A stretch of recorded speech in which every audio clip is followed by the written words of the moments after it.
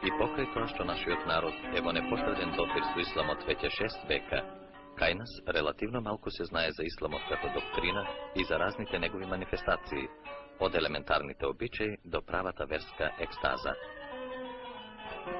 Преку овие неколку кадра ќе се потрудиме да ги прикажеме верските обичаи и игри на една од најпознатите и најмистични секти во муслиманската религија, Рифаи сектата. Историјата на оваа куќичка, каде што влегуваат тројцава старци, е доста интересна. Тоа е Теќе, храм на припадниците на Рифаи сектата. За неа ќе говориме потаму. По влезот таа не се разликува од другите куќи во незината околина. Внатрешноста не е иста. Во дворот, покрај разните цвеќења и дрвја, е подигнато турбе, мала гробница во која почиваат поглаварите на ова Теќе со своите најблиски од фамилијата.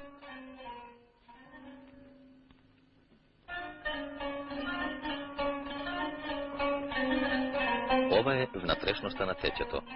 Јужниот ѕид е целиот испишан со цитати од Коранот.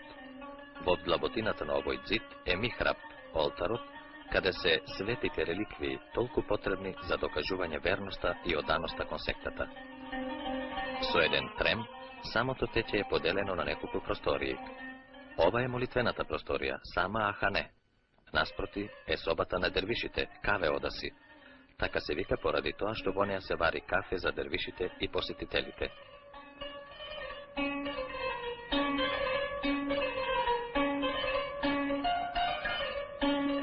Веднаш до неа е просторијата за гости, мејдан одаси, каде е и тронот на шеихот, односно местото, каде за време на неговото отсуство стои неговата облека, што ја носи само при вршење на обредот.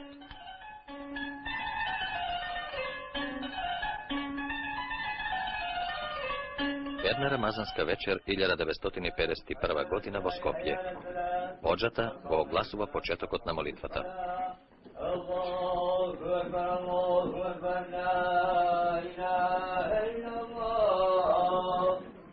Сите верни рифајовци, со наведнати глави и смирени стапки, во неколку реда се поредуваат пред михработ. За време на рамазанската молитва, постарите членови на сектата не се задолжени да присуствуваат. За нив е поважна дервишката молитва и игра. Во оваа молитва, преку разни покрети на рацете и телото, преку разновидна мимика, тие го читаат Коранот и го слушаат гласот на Аллаха. По рамазанската молитва влегуваат постарите рифајовци, односно дервиши. Тие се поредуваат во круг по својот хиерархиски ред.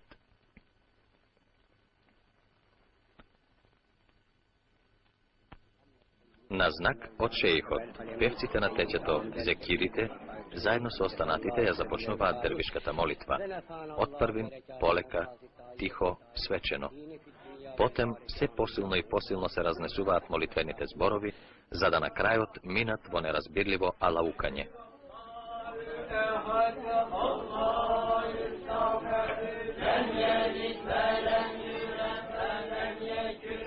Оваа молитва, што трае скоро цел час, е славопојка на дервишите кон основоположникот на сектата Сеид Амет Рифаи шеих, роден во Басара, Уми Убейде, 512 година по смртта на Муамеда.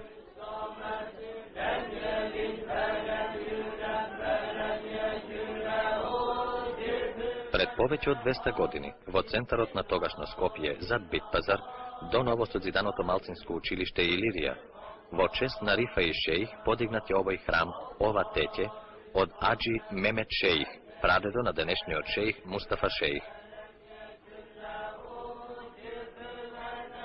Вакви и слични теќиња во Скопје имало повеќе, но сега е останато само ова, кое е ставено под заштита на законот.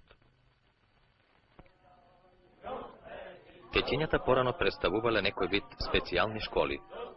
Разните секти, во основа муслимански, што ги има преку 10, имале и нарочни обреди, јавни или тајни, како и една многу расширена апокривна книжевност, која после оттаму се пренесувала од уста на уста, дури и надвор од муслиманските кругови.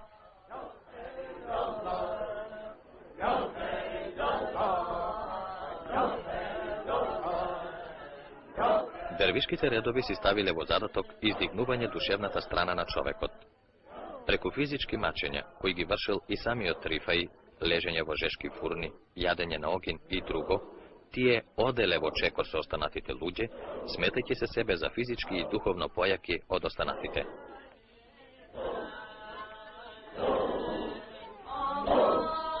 И еве, во самата молитва, тие ја искажуваат својата радост, што физички ќе ја остранат лошата душевна реа од своето тело, што ќе може до некаде својата животна енергија да ја израмнат со енергијата на останатите луѓе. Оти Коранот вели: сите луѓе се еднакви.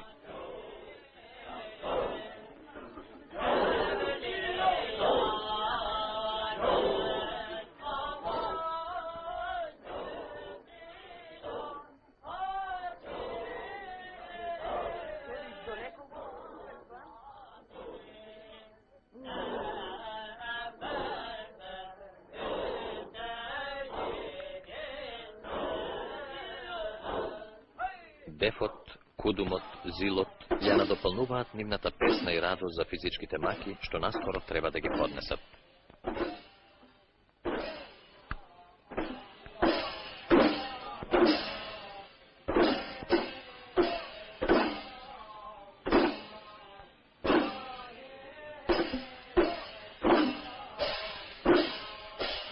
Се уште со сигурност не може да се каже дали од претеран умор, малаксаност, транс или од прецизното познавање на анатомијата на човекот, што при подењето со тък или дарп не тече крв.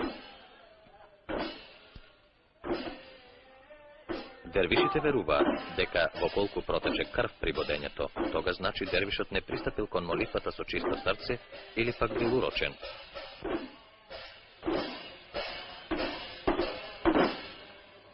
55 пати годишно, дервишите од Рифа и сектата се собираат во оваа просторија на молитва и дервишки игри.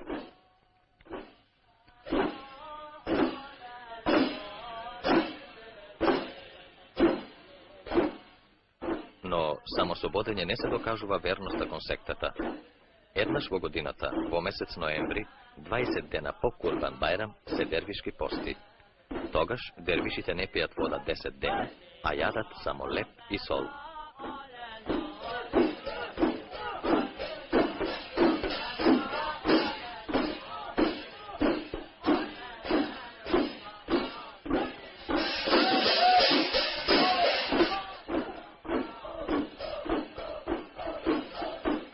За дервишките игри сега се во употреба само два вида бодежи, тък и дарп. Тък е тенок бодеж со должина од околу 20 см. Со нив се бодат ново воведените дервиши. Дарпот, со својата должина од преку 40 см, дебелина 2 см и челични реси на топузот, служи за игра и бодење на постарите дервиши. Помладите дервиши ја имаат честа да бидат бодени од шеихот, а постарите, играјќи и пеејќи, се бодат сами в уста, образ, грло, стома.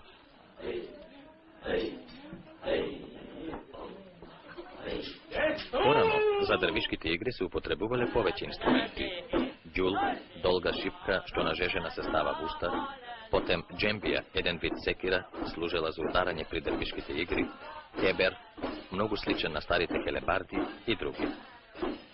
И еве, како што нивните сенки се губат под утринсково светло, така и оваа мистична и паганска секта се губи со културното издигнување на народот.